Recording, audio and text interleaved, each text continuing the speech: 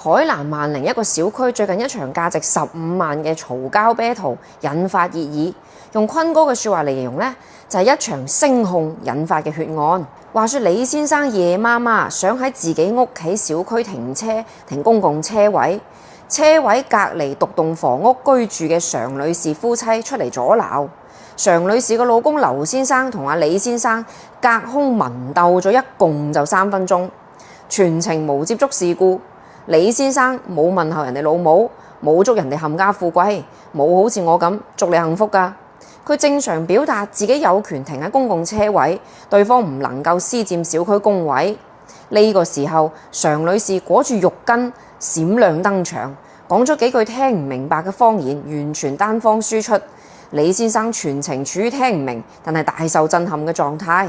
之後，常女士突然摔倒在地，李先生甚至幫手 call 咗120同埋110，但係常女士最終身亡啊！屍檢結果顯示，講人話就係常女士冠心病在前，仆街又導致腦損傷出血而死。兩審法院呢都認為李先生存在語言暴力，你覺得自己講緊道理啫，但係法官覺得你喺度施暴，所以判賠14萬9。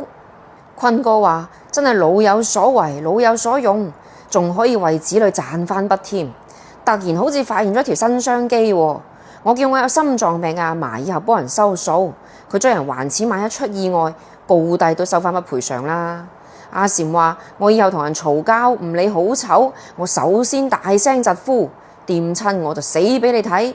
我有嘅病你聽都未聽過，魔法攻擊嚇窒對方先。從法律上講，判斷行為人係咪要承擔民事侵權責任，核心標準要睇係咪具備4要素：違法加害行為即係過錯啦，損害事實、因果關係同埋行為人主觀上面嘅故意或者過失。具體到本案，李先生想停嘅係公共車位，唔係常女士嘅私人車位。常女士夫妻存在私佔車位嘅行為在先，冇證據表明李先生存在謾罵、侮辱、誹謗等真正稱之為語言暴力嘅行為。爭執時間僅係3分鐘，仲快過坤哥。你話爭吵咗3日3夜導致力竭而死啊，我都認為你有過錯啊。見阿常女士嘔晒白泡，都已經即刻幫你 call 白車啦。